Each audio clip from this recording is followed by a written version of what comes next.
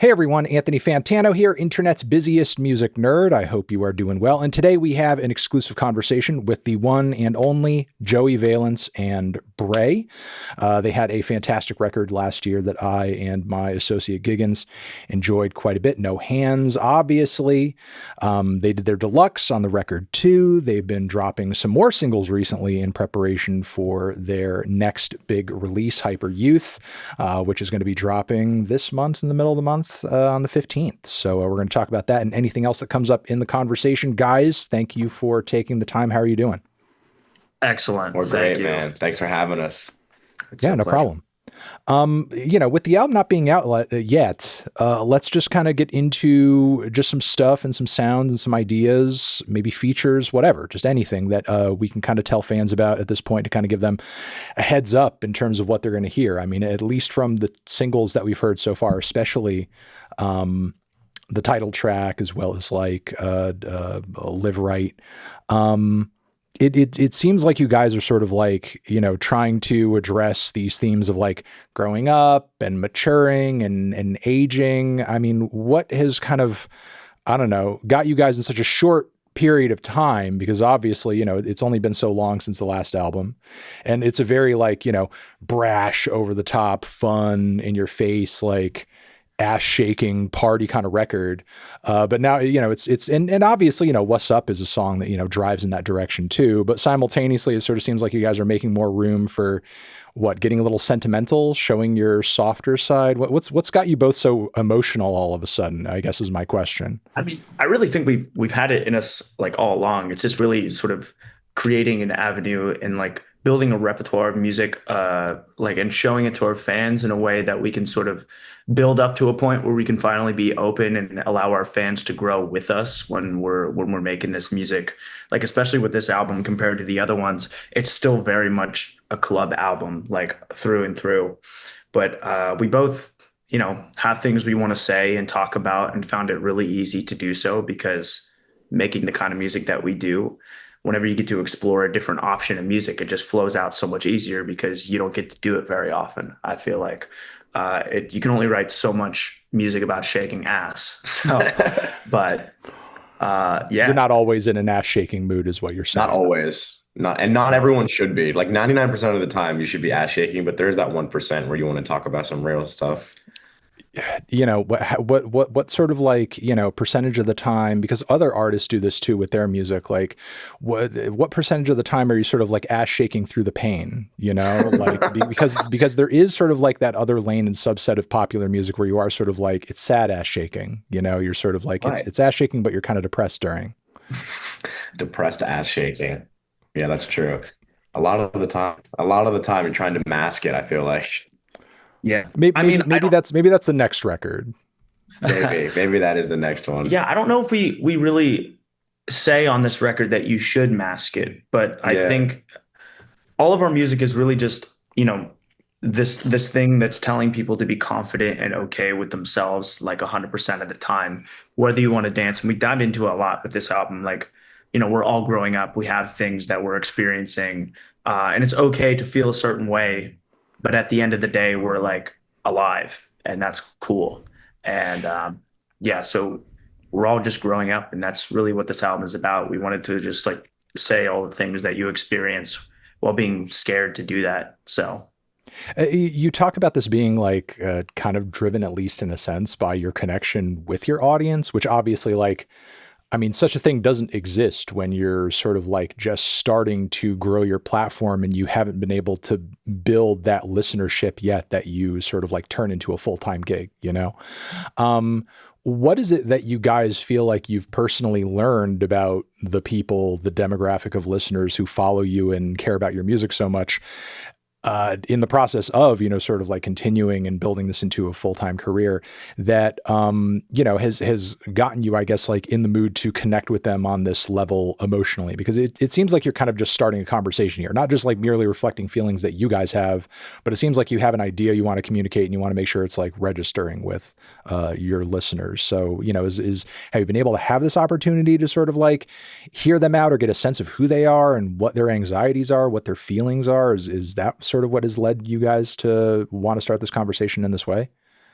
Yeah, I mean, like as the years have gone on, watching our fan base not only grow, but getting to know them better has been one of the best parts of doing this and being artists. It's so cool. So, I mean, when we first started, we used to stay after the shows and stand at the merch booth and meet every single person and sign stuff and Mm. take pictures. And it's so cool because as the rooms get larger and more people end up popping out to the shows, it's such a mixed bag of people. It's like super alt, like punk kids, and then it's just like the party, like kind of like frat bro kids, and then it's just like skaters and like people like in the car and like drifting community, and then it's people that enjoy like pop and like all that type of stuff. So I don't know, it's really just a huge room of people, and like, but the one thing that everyone shares in common for that hour straight is just like they're there to party with like JVB, and like everybody is friendly. Like it's really just an amazing crew of people. So shout out to all of our fans, are the best ever. But I think another important kind of theme for this album was the fact that our fan base is growing with us, and that's cool because I mean, we realized even with coming out with this last single, like Live Right,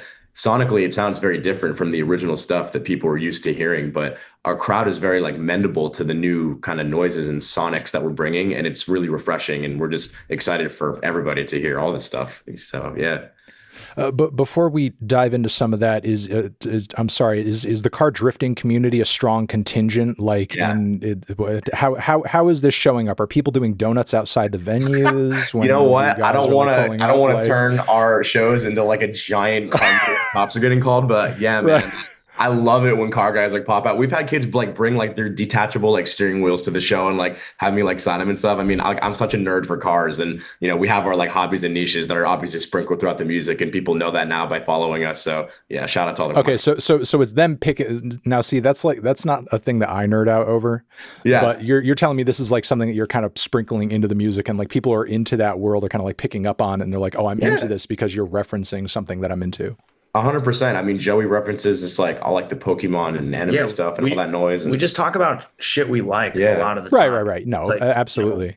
at the Yeah. end of the day, we're not really hard asses, but No. like it's just we talk about the shit we like, and I really feel like as we are getting older, our fans are growing up with us, and we've since the beginning, the first thing that we did when we had anything start to blow up on social media is get in front of a crowd immediately. We're like, we're not going to become internet artists, which it doesn't even matter if you label us as it. It's cool. Like we are internet artists, but at the end of the day, we got out there in front of 15 people and built it from the ground up. And we're still seeing the same people from the beginning pop out to every show. So we've just like been able to slowly grow every show to this like really dedicated fan base.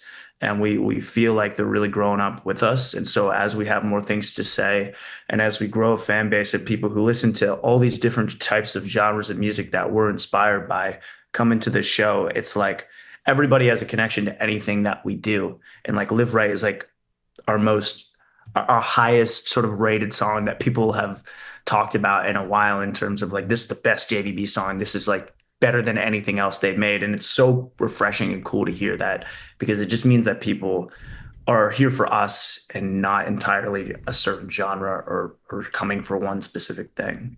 Mm. One more step before we maybe get into some of the sounds and production on the album, because you did sort of bring it up, and I do think it is an interesting point to make. And, you know, there's obviously like a lot of aspiring and up and coming musicians who, you know, like watch some of the interviews and streams and stuff like that. And I feel like it's kind of easy to forget with how the internet works, how essential it is if you are trying to build a career as an artist to establish that sort of like in-person connection with your audience, because you can really get kind of like lost and spiral in the hits and the comments and the likes and the reactions and just like get kind of obsessed with the idea that like, oh yeah, you know, we had like this TikTok pop off or something like that.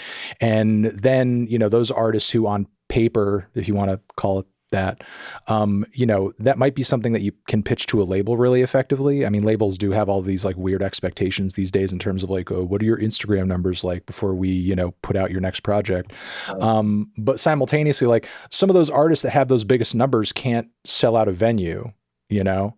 I mean, are you guys sort of like seeing that difference yourselves when sort of like, you know, being among your peers out on the road? And, you know, do you attribute that difference in terms of like the engagement that you're getting with the crowds just to all of that time that you've put in to sort of like, we're going to play live regardless if it's like to 15 people or 15,000 people?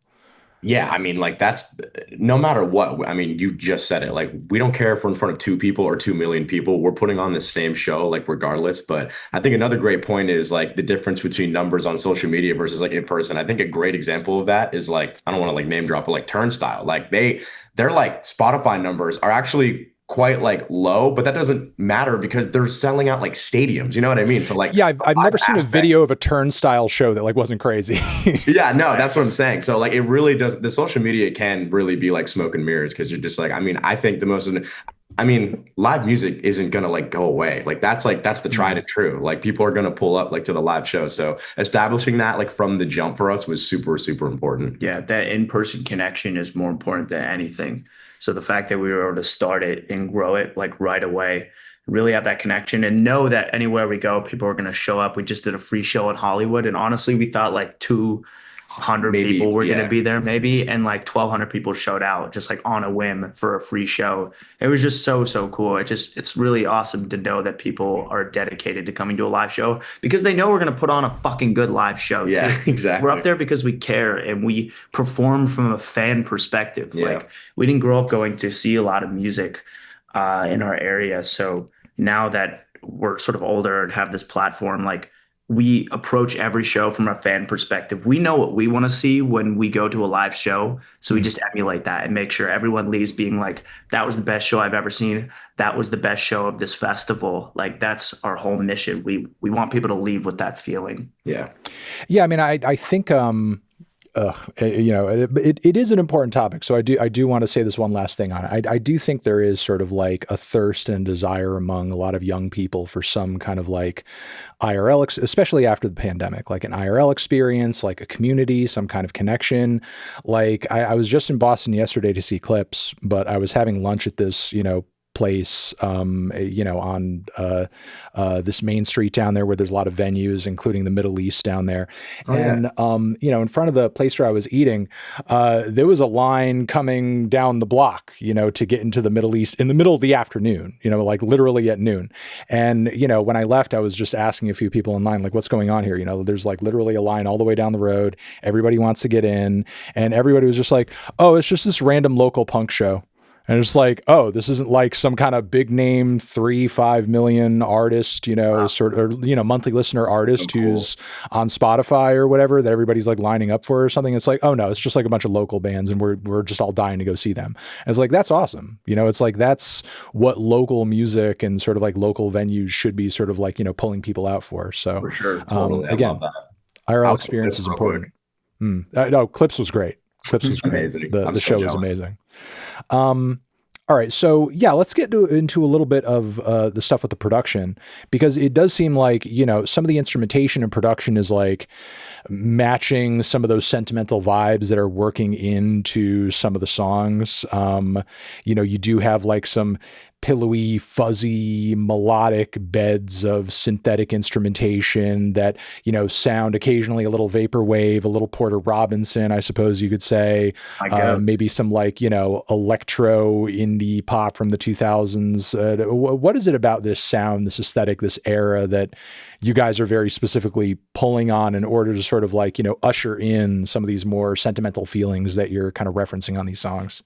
I mean, like, because it's an album about growing up, that like 2010s era and late 2000s is truly like the music that we heard as kids, besides what Mm. our parents were playing with us and those obvious sort of songs there and artists. Like, that's the music that was playing when we were love, everything from like the Timbaland to like, I was listening to Empire of the Sun and MGMT and that kind of music. And for me, that style of music is just so nostalgic for me. So like to talk about growing up and being a kid and the things you experience, I kind of just use that sonically as nostalgia for me when it comes to like approaching sound because I produce all the music. So I'm really just taking all the influences that we both have and just putting it into this music. And specifically with like the melodic stuff. I mean, Porter is a huge inspiration for me too. And that sort of like synthy, really like washed out mellow stuff I just love. And for me, that's just pure nostalgia for me to hear. And it just creates such an emotional feeling for me specifically. So Yeah, I mean, you know, obviously a little bit of a Skrillex nod in there too, and one of the singles as well, which is kind of pulling from the same era. Of course. Love Skrillex. Was there kind of a process to finding a balance there though? Because like the super over the top bombastic throwback rap bangers that you guys like are typically associated with, like I feel like, even some of your most hardcore fans wouldn't necessarily in their minds make a connection to the music of Porter Robinson with that sort of thing. Was there a process or like, a bunch of stuff on the cutting room floor in terms of like, we're trying to combine this, but like it's difficult to kind of make it work. It's a little oil and water, at least in concept. Live Right was definitely difficult. Oh yeah, Live Right was so hard. I didn't even like it at first. Like I would it sounds so much different when with the original beat we had, and I'm sitting there and I'm like, I can't fucking write to this. Like it's so not, because I mean like the easiest stuff for me to write to is just like the crazy like boom bap like straight like coke rap style. Like I can just like sit there and blah, blah, blah, blah, like write forever. But Live Right, I'm like, oh my goodness, this sounds like a singing song, and like I can't. It's not even the type of music I really like to listen to in my free time. I'm like, all right, like let me like try this, but it's like honestly one of my favorite songs I've ever written. But yeah, it definitely was difficult to find a balance throughout like all the songs that are going to be on this new album. But it was fun to do. It was really, really fun to do. Getting outside of our comfort zone is like the best thing ever. That's what you should do as an artist. Yeah. Him and I having like similar, but also like very different kinds of music that we actively listen to all the time is just like really important because we both put sort of our own twist on everything that we approach, and we both like so many genres of music. And so like who's to say as an artist why you can't put, 20 different genres into one album? And so with this, I think we just didn't care. The through line is really us. Yeah, And totally. not as much the music. It's just like us, and the message was really the through line of it, and the energy that you get from us. So I mean, for me growing up, because I'm old as fuck, obviously. I mean, that was like a main draw for me to, one of your bigger influences, the Beastie Boys. I liked how versatile some of their biggest records were when I was growing up, because it did sort of seem like you were getting like a little bit of everything. And, while at this point now, nearing 40, I wouldn't say they're like, are they my favorite group who ever did a rap track or a funk track or a jazz fusion track or like, whatever type of track. No, not necessarily, but I feel like they gave me like a foundation for sort of like, having a bit of a sense of, I guess kind of getting into a gateway for a lot of those sounds when I was younger, because there weren't a lot of other mainstream artists on their level, sort of like, very popular in rap music that were touching down on a lot of that stuff in such an overt way, yeah, Totally. And I think their hardcore and punk influence too was like really like, I think a lot of the comparison comes from not only that and like the old school sound, but just like at the end of the day, we're just like we both really like punk music and hardcore and stuff. So I think we just bring that energy to it and the fun, and people just sort of use that as an automatic comparison. And I'm not gonna lie, they are an inspiration for us, but like it's just so cool that they were able to sort of start that wave of like that kind of, influence. And especially being like white people in hip hop, like we're obviously guests here. So it's really cool to be accepted in that way, especially, with the features and things that we do like that. So, I mean, really the idea of putting fun and just like different elements of shit that you just like, and it's very genuine and authentic and not trying to be something that it's not, is sort of where the inspiration from them comes in. I mean, speaking of kind of before we move on to the next topic, like a funny like rap punk connection. Have you guys ever heard of that Houdini song, Freaks Come Out at Night? Yes, of Yeah, course. of course. Oh, okay, yeah. No, for anybody who's not listening, it's like a very funny song lyrically, where it's like there's tons of descriptions of like them just being out and about and seeing all these punks like waiting for a show, and just like being like, what the hell is this subculture that we're like stumbling upon? It's just like a funny observational track.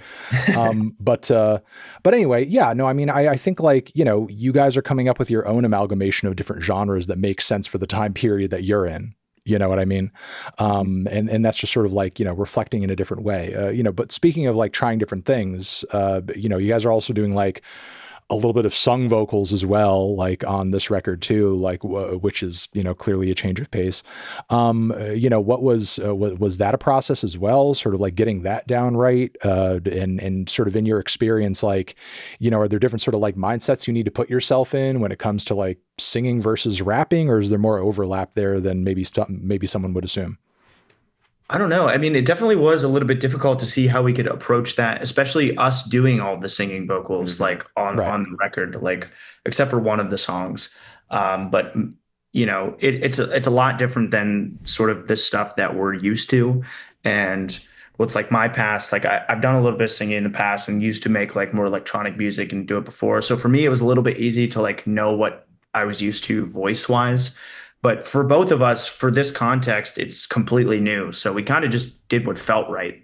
There was not really, I don't want to, there really wasn't too much thought. It was No. just like, this sounds good and we're going to put it in here and like, Yeah. who fucking cares? It's just like what we feel and what Yeah. feels right for the song. So, You know, on Hyper Youth, with the intro to the album, you sort of like have, I guess, like what I understand is the voice of the actress who does like Beimo's voice, right? Is that correct? Was that mhm. entirely original, or was that like lifted? I'm sort of like my Adventure Time lore is not fully committed to my brain, so For the people that don't know, yeah, we are sampling Beimo on this record, and it's from an episode called B. I think it's like Be More or something from Adventure okay. Time. It's just the character of Beimo who's like this little robot talking about being afraid to grow up and like if I grow up, does it change my body or my soul too? And that was just like such a good sort of representation of like we're getting older, but do you really have to like lose a sense of yourself? Do you really have to like go out and like be cool instead of like carefree and dancing and be authentic with yourself? And that was just like the through line of the record was this character of Beimo talking about, you know, being scared to grow up. And that's what a lot of the sentiment of the record is. So it was really cool. As of now, I think we're like the first people to ever sample it, be allowed to officially sample Adventure Time. So it's really cool. Okay, because it just reminded me. I know like Hiatus Coyote had her on their record doing like a little vocal Doing, thing, wow, I didn't like know that. yeah, on their latest LP, but it wasn't from the show. It like wasn't. Mhm. It was like sort of like an original thing. Like you Oh, know cool. Yeah. they were doing like they were doing the voice, and it was sort Oh, of like a Right. bit of a transitional moment, like on the back end of the album. But Yeah. I recommend checking it out. It just sort of like it sort of hit me. It's like, man, there's just sort of like this new generation of musicians who like, you know, this cartoon is now super nostalgic for, you know, for them, and it's sort of like, you know, something to call back to. And you know, I guess like beyond just that mere reference to that couple of lines from that one episode, like, you know, is there anything about that series, I guess in general, that sort of like, you know, speaks to you guys, or the music that you make, speaking broadly? I mean, from my perspective, I love that show. I've seen it so many times, and Mm. that's just like a genuine that entire show is really the through line is growing up. So I mean, there's a lot of stuff that just like hit home with me as I was watching it, literally growing up with the show. So I'd really compare like my growing up with the show to kids growing up with our music and like actively using music in the show and in our own sort of life as just like this growing up experience. And so I don't know, man. I just love that show. It's so good. And to be able to sample it is so cool. It was a very tough process to go through that, but it was just really cool. We like sampling cartoons around here at JVC. I mean, the only I think like the only point of comparison, and maybe someone in chat will have sort of like another example, but like the only thing I can think of that sort of comes close to this is maybe sort of like the weird Rugrats spin-offs where you see them older or whatever. But like Adventure Time is one of the few cartoon shows I can think of where you, in a way, see the characters age, because like from the first season to the last season, like everyone seems like that, like they're consciously animating and drawing the characters different to make them look older. So, and obviously like Finn's voice is so different from when the show started. So it does feel in a weird way, even though they are animated figures, like you're watching them kind of grow up before your eyes. It's a very weird sensation for an Yeah. animated show. And it's literally like the start of that show. It just started at this like very carefree and very kid sort of s thing, and then it grew into like a very mature show with Mm. like the same energy, but like a more mature theme. And I would really compare that to like an artist's career because especially us who started with the music is basically just us having a stupid time trying to make each other laugh. Like you go listen to the first two records and it's really that. And now when we actually are maturing and have more things to say, we're like keeping the energy and the vibe the same, but like introducing more mature topics. And I think everybody can relate to that as they grow older. So I wanted to talk about like some of the other sort of like appearances on the record. Obviously, you know, JPEG Mafia is on What's Up and everybody's like enjoying that single. But, you know, sort of a funny thing about that track was that you guys had, you know, freaks from like the deluxe of the last album, which was very like Peggy coded as far as like the way it sounded and the production and everything. So it's like, how do we go from this like very kind of similar sounding track to an actual sort of like, you know, feature and everything, you know, like what was the progression there? Because I know personally as somebody who enjoys his music, but also, you know, knows him to like kind of fly off the handle on social media occasionally. Right. Like I was like, man, it really, you know, it seems like these guys are coming from a real sincere place of praise. Like I would hate for him to go on Twitter and be like, fuck these guys, they're stealing my shit or some. Bro, he called like me top 3 white people. I'm like, Joey's in for life. I mean, I'm glad that you guys are on great terms. Like, obviously, I want, you know, everybody to be on great terms. You know, so you know, again, tell me how like we get from point A where we're sort of like, you know, we're paying homage and now we're sort of doing a crossover. Yeah, I mean, shout out JPEG, first of all. I mean, like, he's the coolest dude. Joey and I have been fans of him for a long time. So to be able to have a song and have him featured on and work with him was just fucking crazy. So, but I mean, JPEG as an artist, I mean, in my opinion, he's like up there, like #1 with just being the most tapped into like experimental and alternative hip hop. That's like what he does the best. And we just got to see one of his shows live in like the Netherlands a few weeks ago. And it was just fucking crazy, man. Like he puts on such a great show. But yeah, working with him, I mean, it's just the classic JVB formula. Like we just be DMing people or they DM us. Like I think he literally followed us on Instagram, and then Joey and him were like shooting messages back and forth. And Joey bounced him that beat for What's Up, and he put a verse on it. And then one thing led to another. We shot the music video with him a couple weeks later down the line, and it's awesome, man. I mean, he really is like the coolest dude. So yeah, it's so cool to be accepted by people in our similar lane, like sonically. You know, I think we're on the more end of like we're on the end more of sort of silly, but like as someone like him who's taking his art very seriously, and not like we don't, but it was just really cool again to see people in our similar lane and a part of the culture like really accepting us as artists. And it's really cool. It's like the people we look up to a lot. Similarly with Danny Brown, it's like, you know, people that we really look up to accepting us into their community is just so cool. So we're just very thankful. Yeah, I mean, musically, Danny Brown is insanely tapped in. So, I mean, you know, I can't be too surprised that he would be into your stuff. Like he's the most tapped in artist I've ever met. He knows like everything. He's like, here's this artist with 15 monthly listeners. I'm like, bro, holy shit. Yeah, no, he's got great taste. He's always had great taste. Just so other features on the record, from what I understand, like Rebecca Black is in the mix at one point as well. Like, yes, sir. Tell me the origin story of that and where that sort of ended up going, to give again people a heads up in terms of what she brings to the record. Yeah, well, when we were creating the album, when we were making that song, before we were even thinking about features, like we were talking, we're like, man, we need like a mid 2000s like Timberland, like Nelly Furtado, like sounding like bouncy type thing. And like I think like women representation in music is super important, especially for us, because not only like women sound like so badass on a track, their voices like contrast so well against ours in like a song. So we're less like we need some like women on the album. And so we're like, all right, like who would like slide like on this one? Like who would give like a really good kind of like poppy, like singy hook? That was another thing we wanted too, like a hook that like sung, because like, you know, for years it's just been us being like yelling the same thing over and over. So like, okay, like how can we get something that like really like sings and floats? And Rebecca fit the bill perfectly. Yeah. So that was just so cool. And she's so tapped in with sort of that sort of scene too. And it's like we have like a lot of you know, club baddies that have been introduced to our music, and especially like that scene of like, you know, the LGBTQ culture and everything. Like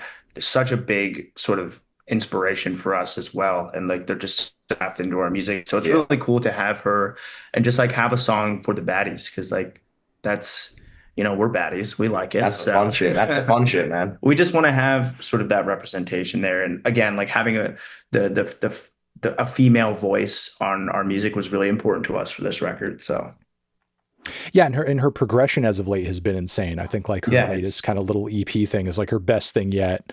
And the production's unhinged. The songs sometimes will change at like a breakneck pace into something completely different. And she's like really coming into her own as a singer. It's been interesting to watch. Totally. You know, is there anything that you guys are sort of doing, because I'm noticing sort of like, you know, the track list and everything that you're kind of considering with this record as far as like the macro picture? Because, you know, I love No Hands, obviously full of bangers, very fun record. But it's also an album that in a lot of respects just feels like you just made in a firestorm, like a bunch of bops and kind of threw them together. You know what I mean? Yeah. With a Yeah. record that has like such kind of a theme and a message behind it, like, was there more thought put into like the track list and the way all the songs are sort of like flowing together and the story that it's telling? And, you know, how did that sort of like impact the process of writing and kind of like looking at the album as a whole? Yeah, this was the first time we've sat down and like storyboarded an album. Everything is purposeful, like the color Right. palette, all the imagery, just the track list itself. Because I mean, we sat down too, and we kind of set up the track list as if we were performing it live. Like it's pretty damn close to what we would do for like a live set list. Mm. So everything was handpicked and purposeful, unlike, you know, it has been in the past where things are kind of just at the moment rolling. But Yeah. I mean, for real, like the through line of it all is really just that sentiment of growing up, but also like dancing and using dancing as like this very centered theme throughout the whole thing of, you know, we're going out to clubs, like why aren't people dancing? It's so annoying. And so we wanted to like push this club record and using growing up too, like why are these people thinking they're so cool? Or like, why are we old now and don't want to dance anymore? I understand not everyone's outgoing and everything, but like if good music is playing, why the fuck aren't you dancing? sure. It's so annoying. And people were like looking around too afraid. And it's that sort of like crowd mentality. But we just wanted to push something that was like, please just go out and dance, have fun. And like, I know we're getting old, but God, please just enjoy yourself. It's okay. You don't have to grow up and change and be all cool now and like lose that sense of childlike enjoyment of things. So yeah, it's just like everything was very purposeful from the start. And even the fact that, you know, it sort of replays on itself with we have this like sort of dance bounce thing at the beginning of the first song and the end of the next, just to like sort of replay. But yeah, it was all very purposeful. Are you guys typically passionate dancers? Like, Oh, what's the dance history here? I have to know. You should have saw us at ASAP Rocky last night and Lollapalooza. It was like running laps around people, like literally just like shuffling. It was so fun. Yeah, we're always out, man. We're always, I mean, you can catch us in the crowd like at festivals or like whatever. Like we want to be like out like in the crowd like all of the time. Like even like when our DJ is doing his opening set, we're like asking our tour manager, like, can we like go out like in the back of the crowd and like watch the set? Like we just always want to be jumping around and like having a good time. Yeah. So dancing, man, it's the best. Yeah, I mean, I want to dig into this for a second because, I mean, do you think it is something that's connected to sort of like age and people feeling like it's just something that only young people do? Because just simultaneously, it does feel like, I don't know, a bit of a culture shift. I mean, it's something that was like kind of shocking for me was like, I think recently I saw like a Drewski sketch with, you know, which I mean, you know, funny guy, cool guy. It's not often I see one of his sketches and I have an epiphany, but like he did this sketch about a guy who's like, oh, the one guy who's dancing at the club and he's sort of dancing really hard. But the thing about it is like he's actually at a club and everybody else at the club isn't like they're Yeah. not a Yeah. paid actor. You know, he's like literally at the club with how the club is now. And, you know, he literally was, as a joke, the only guy there dancing at the fucking club. And that's not how the club was when I was young. You know, like Right. people would go to the club in the 90s and the 2000s to dance. Like that's what people did at the club. And I'm just sort of wondering, like, what has changed between then and now that like people just think just dancing is lame? You I know, think it's it's like just social not a media. thing. Yeah. Everyone's so afraid of being recorded, I think, and just like they're afraid. Like there's this sort of aura mentality now, and like a nonchalantness that is Mm. really cool with people now. And I'm like, okay, you're a loser. Like it's just enjoy yourself. We went to this party. It was the first sort of like Hollywood Oh music my God, party that we went to. billboard We went to this party. Billboard event. And there was a DJ there. I'm like, why is nobody dancing? We're literally bussing it down, like break dancing on the floor. People are coming up to us and be like, you guys are so awesome and you're so carefree. I'm like, okay, well, like there's music and it's a party. Why aren't we all dancing I don't get with a it, man. bunch of these other artists there? And like everyone's trying to like act cool and they're like all in their best dress. And we're like, yeah, that's cool, guys. But like, let's dance. Jeez. Yeah, So I mean, here's the thing. There's a time and place for everything. It's not like we're like dancing at the fucking airport going through TSA. I mean, sometimes we, but when we're like at a club though, or like you're at like a show, I really don't understand like the. I mean, I see videos all the time on social media of like people panning like clubs, like where there's this like crazy music being played, like good music, and people are just like standing there chilling, talking, like, you know, whatever, taking pictures. And I get it if it's not your thing, but when you're on the floor, like get off the floor if you're not gonna like dance. Like that's what bothers me. Like when yeah. you're on like the floor and like everyone's just like standing chatting, like, oh my goodness. I also think as time went on and there was a more focus like on watching someone perform Yeah. versus turning to your friends and dancing. There's an artist called Bickle who has a song, Don't Look at the Don't Look DJ. Oh yeah, I know Bickle. Yeah, Bickle's fantastic. Love guy. Bickle. He's an amazing artist. But it's just like that sentiment is so true. As soon as people started looking at the DJ, like they're like not turning to themselves and dancing anymore. So I think people just need to like look around to their friends and like enjoy Also, themselves. I don't want to put too much hate on this. I could talk about it for years, but like being behind the DJ booth and actually giving a fuck about the DJ, like, oh my God, it drives us like crazy. Like, who cares? Our least favorite thing is seeing a DJ and there's like 800 people behind the deck. them You're like, with their bro. iPhones out, just like I'm like, bro, get in the crowd and dance. Like, what are you guys doing? I know they can't hear the music up there anyway with those tiny little booth speakers. Like, whatever. Yeah, we just like want people to enjoy themselves, you know? It's whatever. That's what it is. Do your thing though. Whatever, do your thing. No, it's definitely created like a really weird dynamic. I mean, like you say, like it seems like people are too afraid to dance, and that there's sort of like a less is more mentality where the less you express yourself, the cooler you look. And now they're like, we turn a camera on the DJ for the boiler room set, for the whatever set, and the people who do want to dance are usually behind the DJ because they want to do it on camera. Right. Yeah, right. So it's like, you know, maybe there just needs to be a camera, non-camera section of the dance floor or something.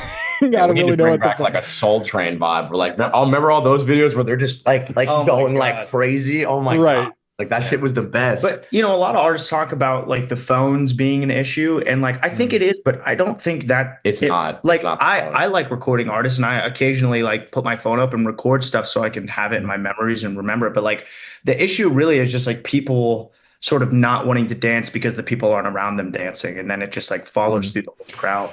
So you think it could be something that's fixed with just like a little bit of encouragement?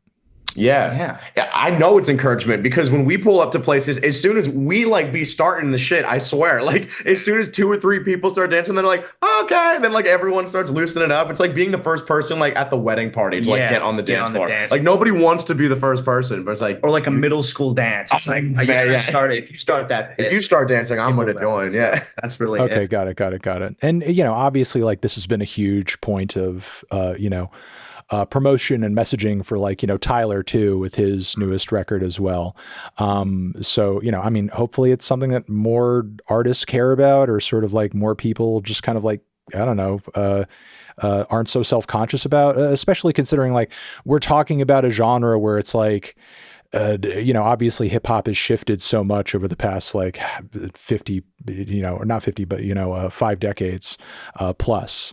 But, you know, it's like literally breakdancing was one of like the pillars, you know, of like, you know, it was at a point where it was inseparable. You know, you couldn't have a hip hop experience, go to a hip hop event or anything without that sort of like being a part of it, you know, and, you know, this isn't specific to hip hop, but it just sort of seems like with a lot of live music in general, dancing and sort of experiencing it physically has been sort of de-emphasized less and less and less. And again, hopefully that's something that can be kind of like pushed against in some way.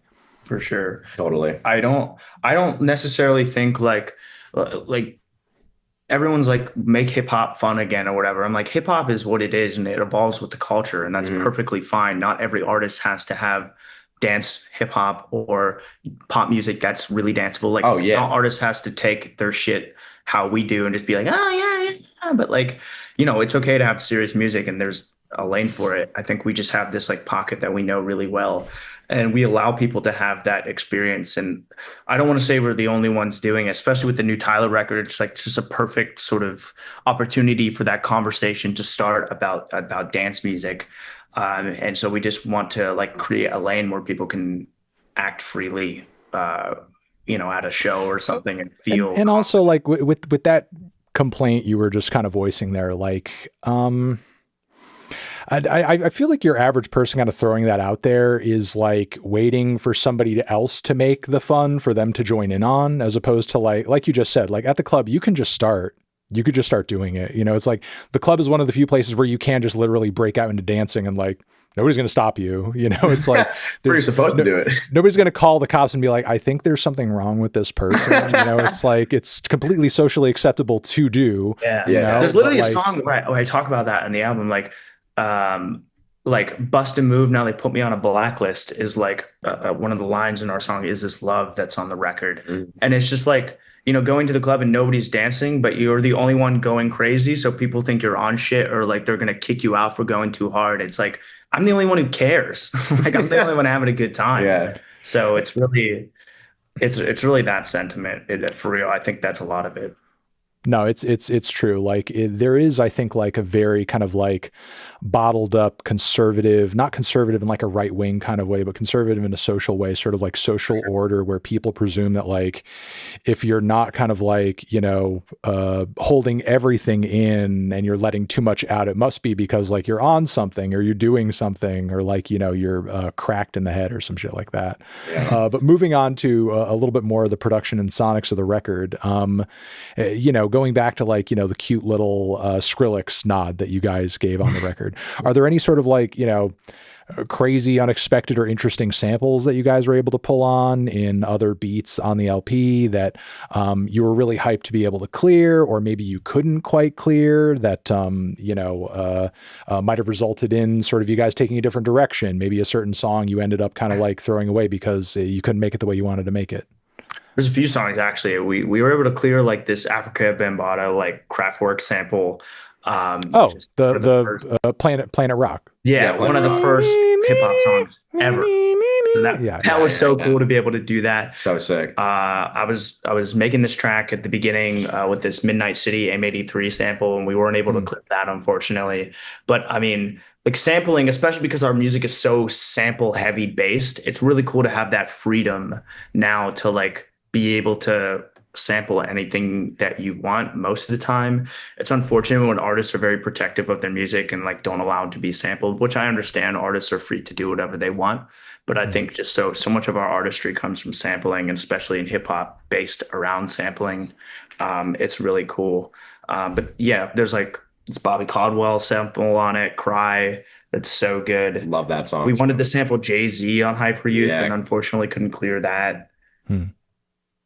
There's like this Santa Gold sample we ended up couldn't clearing, but yeah, sometimes the samples get in the way of making the art you want, but overall I think we got away with a lot, which is really cool. Outkast almost didn't let me do the forever ever and Live Right. That was like a couple days of that's just like a vocal callback. You need to like call up just to even get it's not just the one person. It's like a whole like publishing thing. Other people in the room, like with the writers, and like it's like a whole thing. So we had to go through like 8 people to like get that like sample.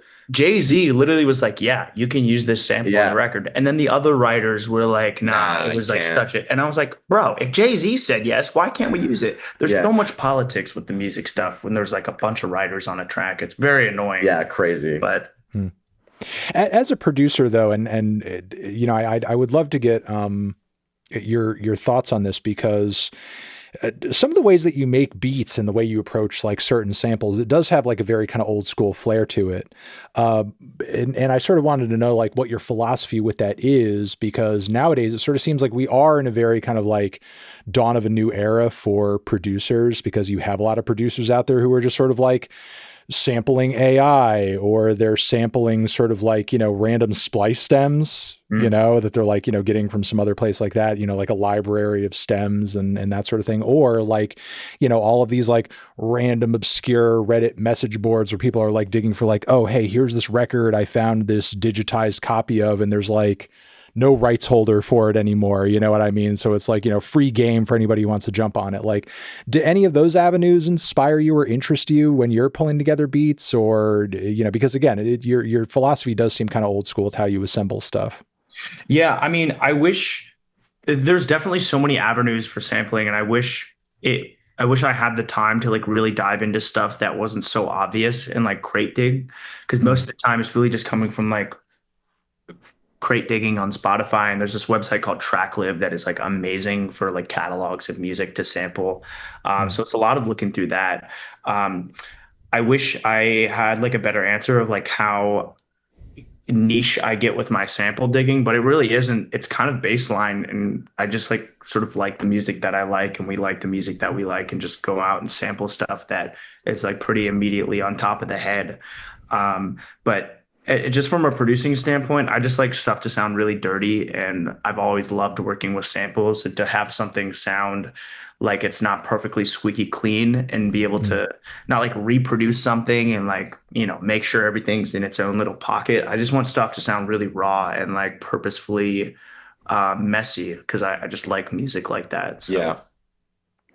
And like, how do you personally, without, I mean, I don't know, spoiling too much of the special sauce, I guess, like, make sure you go about accomplishing that? Because, it does seem like, especially these days when you download certain DAWs or you get your hands on certain groove boxes. I mean, it seems like all that stuff out of the box is sort of designed to make the process as streamlined and as quantized and as simplified as possible so that you're within these like bumper lanes and you're not going too far left and too far right. So, oh, this drum's not sort of like out of sync with this other drum and that sort of thing. Like, how do you crack that code to sort of like put yourself in a space where you're like, I feel free. I can actually sort of like start painting like fucking Pollock on the canvas and just there's two throwing the paint wherever I want.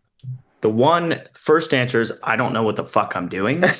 I've never watched like a tutorial. Avoid all YouTube tutorials for Yeah, everything that like, you do. Yep. I don't want to recommend that, but I really like, I don't know what I'm doing. That's why the stuff sounds the way it sounds, because I don't know music theory, and I don't know how to mix, and I don't know how to master, but I still do it. And that's what gives it its own flavor. I'm like just doing everything the way that feels natural for me.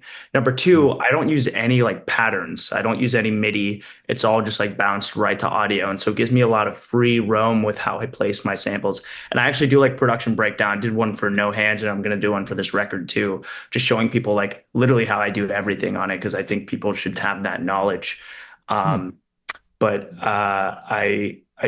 I don't know. It's just way cooler where stuff is messy. And Yeah, like something I'll chime in too, because I mean, obviously Joey produces everything, but just doing like vocal cuts like together and stuff like that. Like sometimes like I'll spit something or he'll do something and like it's not like 100% on the money, like or on the flow, and we'll put it in anyway and kind of just like leave it, because not that we don't want it to sound good or be completely in the pocket and like grooving just right, but like it just gives that like super like raw, genuine, kind of like Jay Dilla-esque, like, sometimes like, you spit stuff and like it doesn't sound perfect, but it sounds like just good enough where it's like hitting right on those drums and it's like, okay, like that sounds dope. And like sometimes we do like gang vocals and like the fucking ceiling fan is on in the room, or like Joey's like dog is like barking in like the background, and like or you can hear us laughing. You can hear us laughing, yeah, and like that shit like bleeds through, and that's something I think is super lost, because sometimes you listen to these like new records and you're like, holy fuck, this was recorded in like an Apple 4D fucking studio where like you could like fart and like it would disappear like into the fucking air, like you can't hear anything. So like I like the shit that we do just because it's like literally in his like bedroom, and like all the shit is just like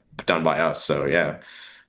Yeah, it's like what was so exciting about like some of those early and classic records from like Wu-Tang or NWA is like you do get those certain parts of certain songs where it sounds like a group of guys in a room, all making this together. Yeah. And I mean, that's there's an excitement to that, and there's nothing wrong inherently with sort of like doing something that sounds like an all-in-one type of production, sort of like main brain solo venture, but like it seems like, despite you guys just being, the two of you, you do want a lot of these tracks to sound like, actually this is like 10 guys like all together screaming in a room, it sort of seems like that collective feel matters to you guys a lot.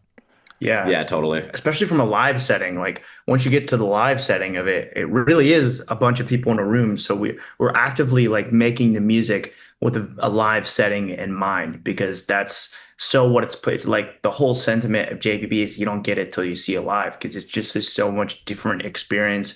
You can call it what you want and you can say it's this, say it's that, but at the end of the day, when we're in a room full of people and we're all having the best time of our lives, you can't like talk shit on that. So it's just all the music is really centered around purely giving someone like a live experience most of the time. Yeah, in the title track, HYPERYOUTH, we literally sampled our own crowd, like the chanting in the beginning, Yeah. JVB. That's like just like audio from one of our shows.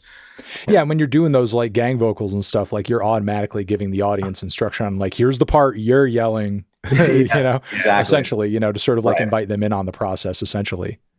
It's a cheat code. It really is. It really is a cheat code. It kind of is. All right. You know, before the album drops, which again, very soon, is there anything else like promo or drop wise that we should look out for around the corner to sort of, you know, further entice us or anything like that?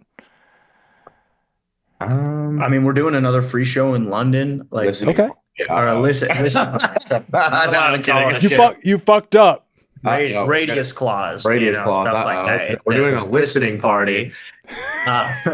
But you know, yeah, we're just like we want everything to feel like very connected to our fans, and we're doing a lot of stuff. All the promo and the content is like really based around a live experience. And you know, we're gonna start shooting some of the music videos. Like we have this really cool idea with Rebecca to do like a really cool music video, but you know, it's all just gonna be like very live based. That's what the album is. It's like come out and see it live. Yeah. Dance. Grab a ticket to a show if you want to come dance, come see it, Yeah. come have fun. The tour is gonna be awesome. We have Yeah. AG Club opening for Oh, us. shout out AG Club. We're so excited to have them as an opener. It's going to be incredible. Yeah. Okay. Just very excited to give people like this very genuine and authentic thing that we've crafted, and from all the people that we listen to and all the inspirations for it just really shining through in a lot of different places. So we just hope people connect with it. I don't even care if you don't like it, but if you can connect to one thing, like that's what really matters. So All right. I appreciate you guys taking the time and talking to me about the record and just giving everybody, again, a heads up with it. yeah, thank you. Thanks, man. We appreciate Really you. appreciate Thank you. it. This is awesome. All right. You guys have a good one. Thank you. Thank you. All right, cool. You as well. Thanks, dude.